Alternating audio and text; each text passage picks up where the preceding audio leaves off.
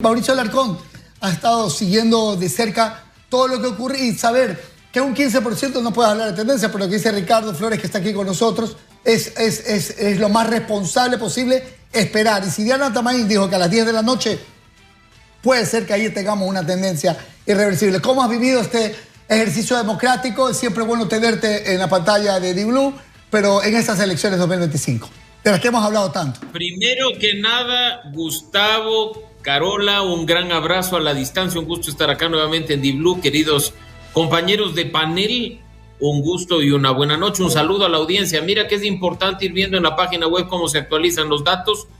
Estamos hablando de que ya tenemos en promedio el 28.5% de actas procesadas, sin contar las actas con novedad. Y yo no me atrevo a hablar de tendencia y coincido con Ricardo en el tema, no es un porcentaje que nos permita decir que esto va a terminar de la manera en que estamos viendo la película de las 19:30, sino que lo que sí deja ver es que no se están moviendo mucho las cifras, porque mira, cuando empezamos a ver el monitoreo en la web del CNE al 12%, la diferencia en cuanto a la cuestión de la constituyente era 60-40%. Avanzó al 17-18% y era 61-39%. Este rato, con el 28% en promedio, 28.5%, estamos hablando de un 61.6% contra un 38.3%, el no arriba. Entonces yo creo que no se puede hablar de tendencia, pero sí de una proporcionalidad de los votos ingresados, considerando que obviamente la gran mayoría de los votos no corresponden a provincias pequeñas donde se procesa mucho más ágil la información, y vendremos a ver lo que corresponde a Guayas, a Pichincha, a Los Ríos, a Azuay, probablemente entre las 20-21 horas, de tal manera que sí, creo que no será sino hasta las 10 de la noche que podremos tener algo más de claridad, pero el silencio del Ejecutivo y de sus voceros nos deja bastante claro que no se esperaban algo como lo que se está viendo y probablemente preparan reacciones ante cualquiera de los dos escenarios. Yo realmente, sabes que yo pienso que hay que esperar, como dices, yo no creo que esa sea la tendencia realmente. Me parece a mí que, de acuerdo a lo que pude conversar con la gente con la que pude dialogar sobre el tema, ¿no? Pero hay que ser cautos de todas formas porque el tema es que por lo menos hasta las 8, 9, 10 de la noche, cuando ya se marque efectivamente y se diga, bueno, estamos hablando del 60-70% de actas ingresadas, ok, vamos con eso. Mauricio. Sin duda, Carola, pero un detalle a propósito de lo que te escuchaba hace un momento, y es importante tanto para los compañeros de panel como para la audiencia. Ya viendo la película de Guayas está procesado prácticamente el 30%, y los porcentajes se corresponden mucho con lo que se ha presentado a nivel nacional. Si nos vamos al tema constituyente, Guayas procesadas las actas al 30%, el no tiene un 61.14%, el sí un 38.86%. La diferencia entre las dos opciones es de cerca de 140,000 votos. No es tendencia, pero es importante ver de nuevo que conforme está ingresando la votación de Guayas, no es que tienes unos picos del sí y unos picos del no, sino que se mantiene mayoritariamente el voto del no. No es tendencia, ratifico el tema. Lo que nos decía nuestra reportera que está desplegada en ese lugar es que en Guayas se terminaba de ingresar todo lo que es voto de las personas privadas de libertad y todo lo que es votación en casa. Pero Ricardo, te observaba que ya habían demasiadas actas ingresadas, era mucho más. Ya hablando de un 30% en Guayas, ya es muchísima votación también ya de la población en general, pues, ¿no? Ya es bastante importante. El PPL y voto en casa no representan ni el 1% del padrón, ¿no?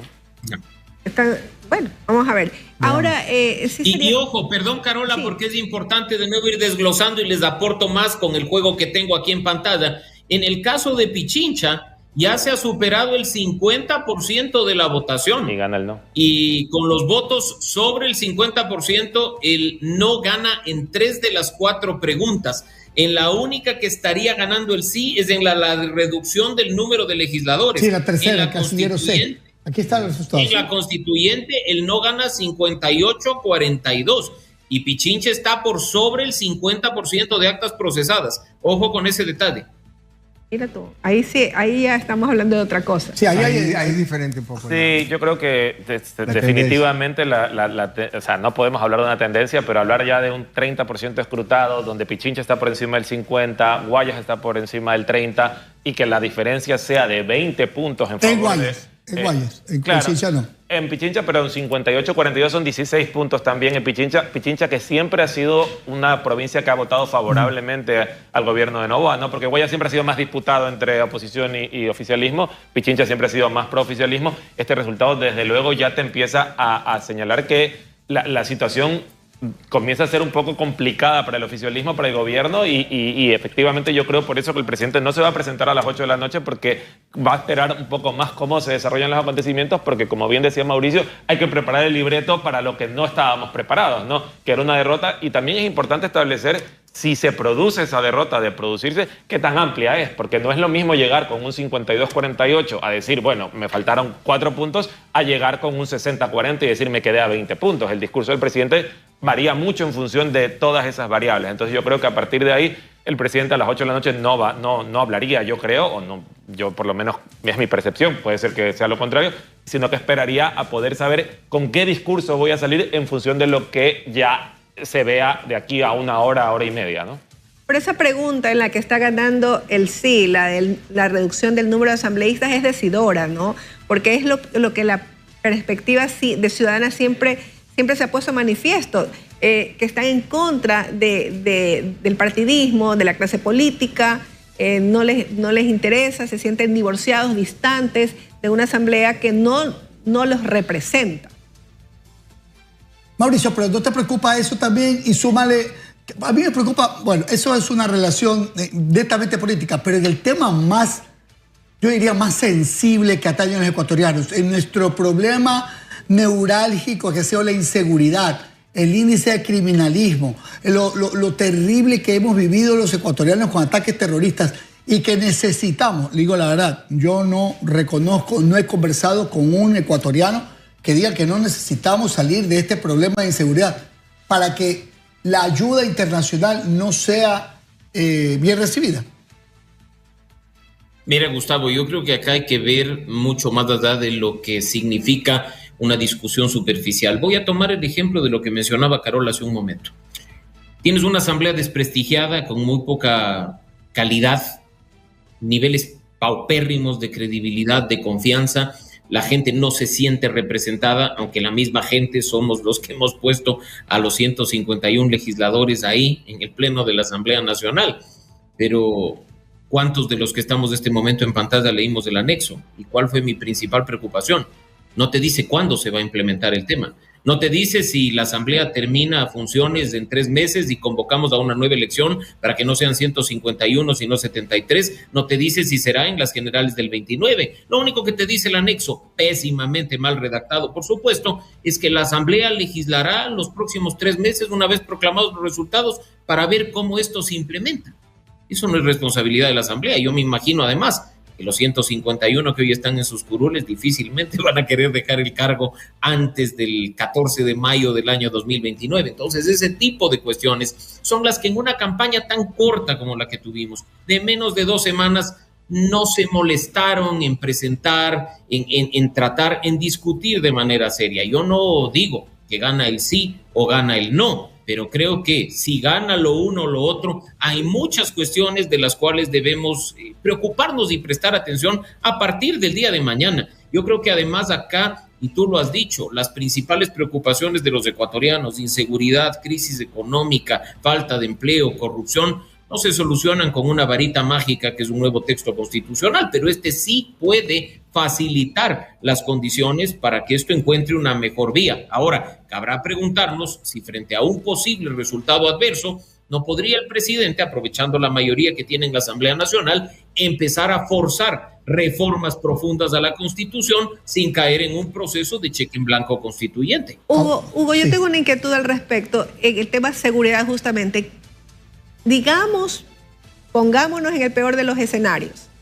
¿Qué pasaría con las conversaciones súper avanzadas ya con Estados Unidos en el sentido de estas bases, oficinas de Homeland Security en Ecuador? Bueno, Carol, hay maneras existen sistemas de cooperación con los demás países. No, o sea, no necesariamente si por desgracia llega a perder esta pregunta, hay que buscar los mecanismos para que tengamos esta ayuda. Es tan necesaria para el país. Yo no quedaría a nivel de base, sino de ayuda de gobierno a gobierno. Tecnológica, no tenemos la tecnología, no tenemos, si lo buscamos y que esté plasmado ahí es casualmente porque no tenemos esta infraestructura para poder pelear contra el narcotráfico. Entonces, esa es la pregunta importantísima, pero como tú dices, en el supuesto que no llegase a ganar, hay que buscar los mecanismos para que hayan convenios bilaterales, etcétera, y volver a tratar, como bien lo dijo Marcelo, me parece, otras leyes económicas bien hechas, bien establecidas. Hay que continuar, no podemos quedarnos con los brazos cruzados, tenemos que seguir adelante, pero esperemos a ver qué va a pasar en las siguientes 2 horas y ahí veremos otra clase de resultados, ¿no? ¿Qué se puede hacer? Muchísimas gracias a Mauricio por estar con nosotros. Mauricio, esperamos tenerte esta semana para seguir reflexionando sobre lo que sean resultados oficiales y quedarnos una larga jornada contigo. Sí, no, y sin duda les agradezco como siempre el espacio. Encantado de compartir con Ricardo, con Hugo, con ustedes.